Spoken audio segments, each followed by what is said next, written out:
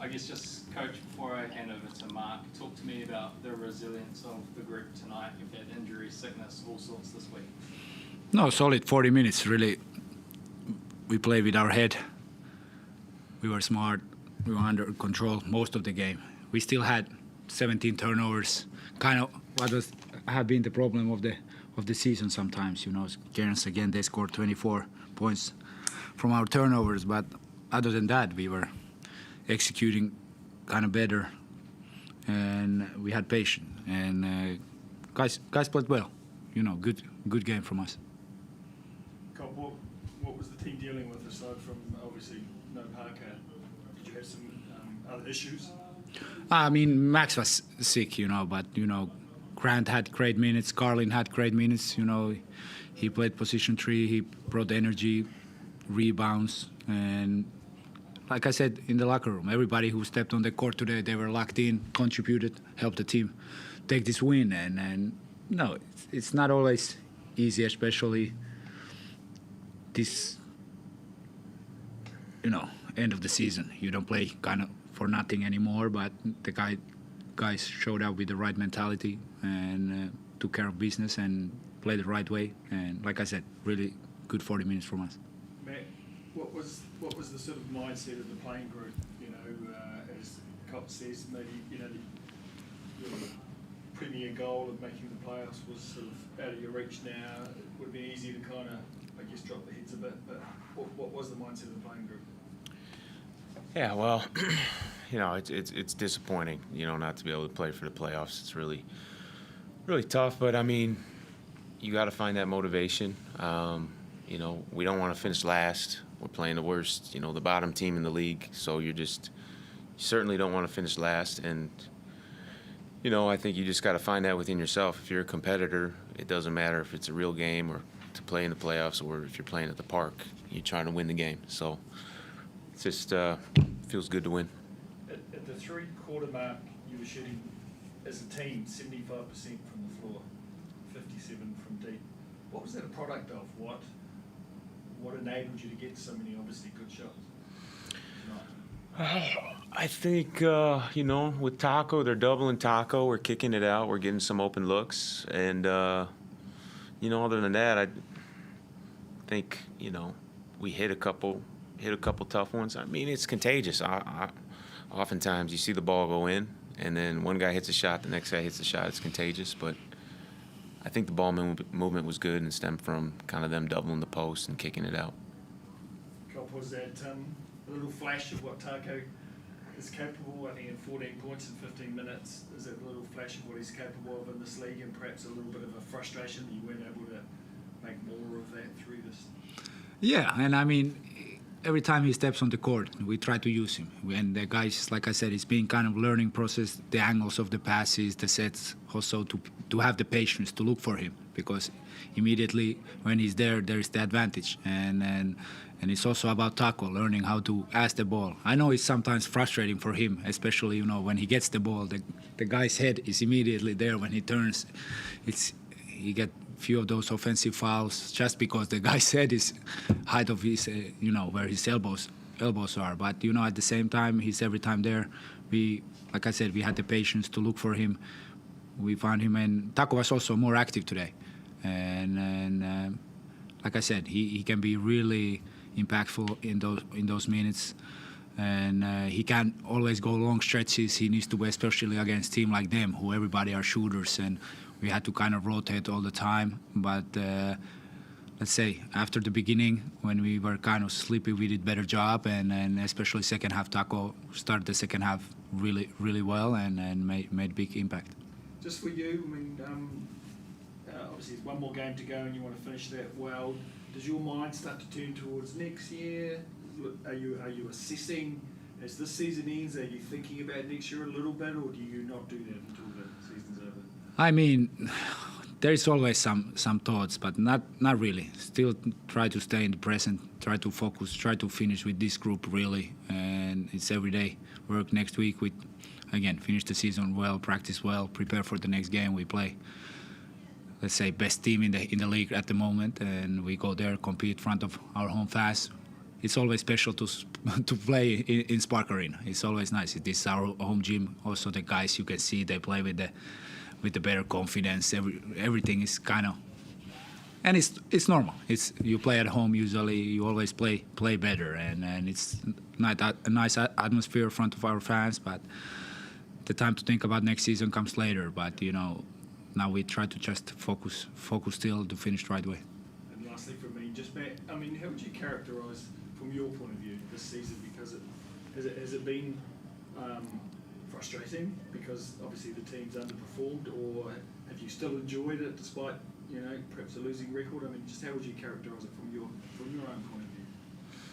Yeah, I was talking to my wife about the season. I said, if we had won more games, this would have been the best, place that I've been in my career and the most enjoyable place to be in my career. But losing kind of makes it hard. It's not enjoyable. You're just constantly thinking about, man, I'm often laying in bed just thinking about the games, what I could do differently, and if a shot would have gone in or one less turnover or different plays here and there, we win a couple more games. And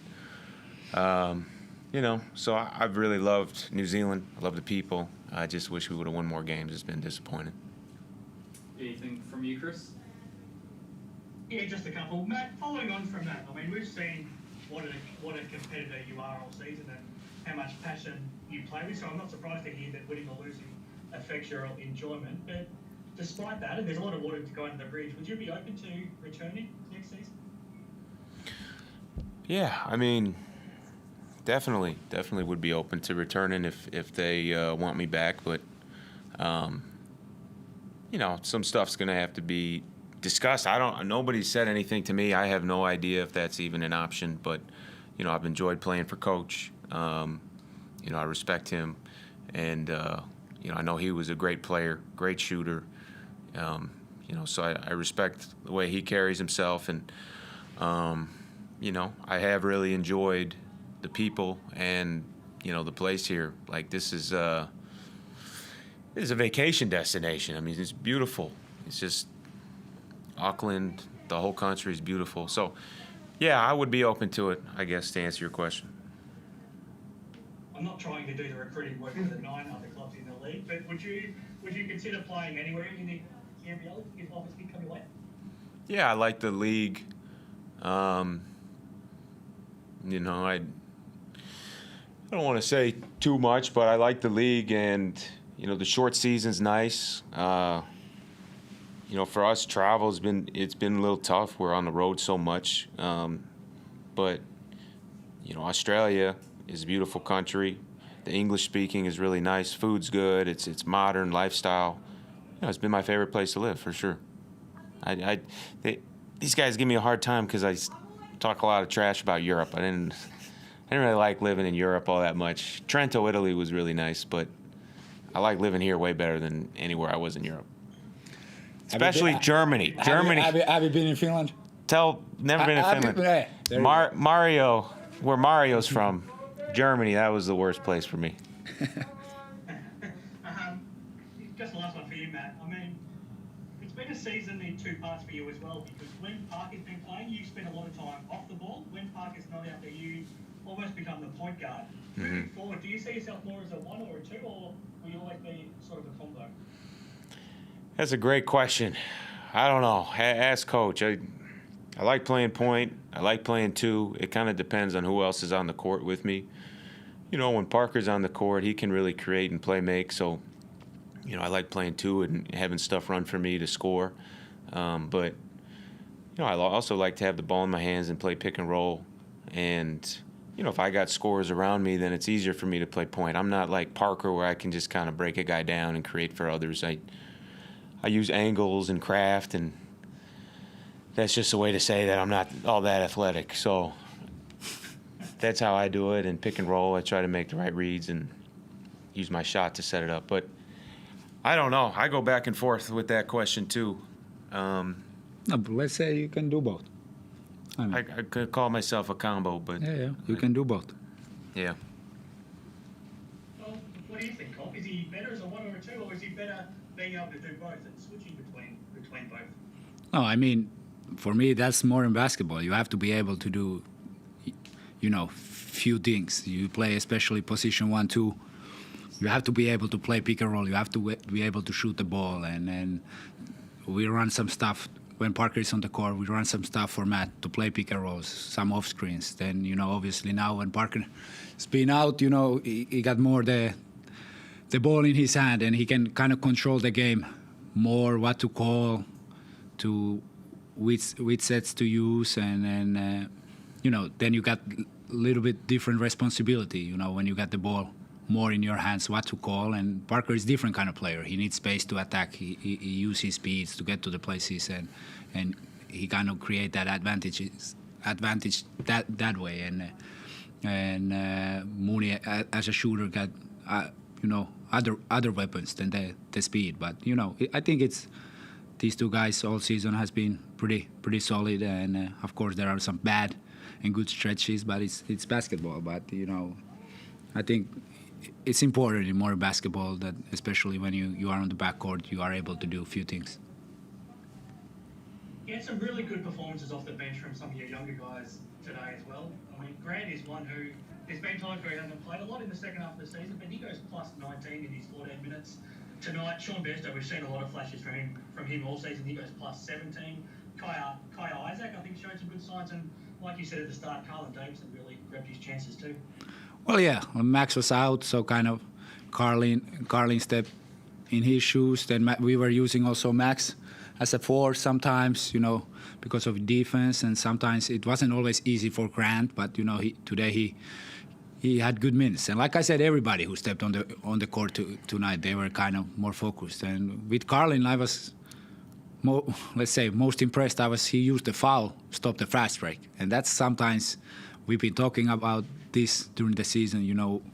We have turnovers, pass shot, they got numbers, use the foul, stop the fast break. It's something what we do in Europe a lot, and in this part of the world it's not that common. But I was really impressed. He was locked in. He knew how many fouls we had. He stopped the fast break, and those are those small things what we knew can win you basketball games. And otherwise he brought great energy, and Grant, he's one of the better shooters in our team, and that's kind of his thing. He go to the court when he's open. He shoots the ball, but like I said, Kaya also fearless. He's one of those guys. Every time he step on the court, he's not scared to play, and that's what I like with Kaya.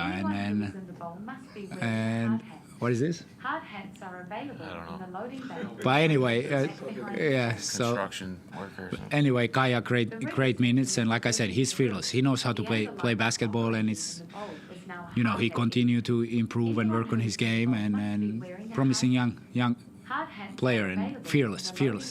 Located back behind the stage. Thank you very much. I'm not sure what I'm trying to talk over, but you make a great point about that foul at the end with Carlin as well, because they had all the momentum. If they score in transition, and if they get a bit closer, who knows what could have happened. So yeah, you make a great point there. Just lastly, it'd be a nice way to finish now to beat the top team on Wednesday night, wouldn't it? It would. It's gonna be another big challenge. They play with unbelievable pace, and this gonna be key for that game. How we can stop their transition and be ready. We need all 5 players ready to sprint up and down and control the tempo and take care of the ball. And they are playing really, really well with 10, 11 guys. They with big rotation. They push the ball, and they got talented players who are able to shoot the ball. And Sam Froling in the low post is a problem. So it's gonna be another challenge. But like I said, we prepare, we practice, and another fight, and try to finish the last one right way in front of our fans. Excellent. Thanks very much, guys. Thank you.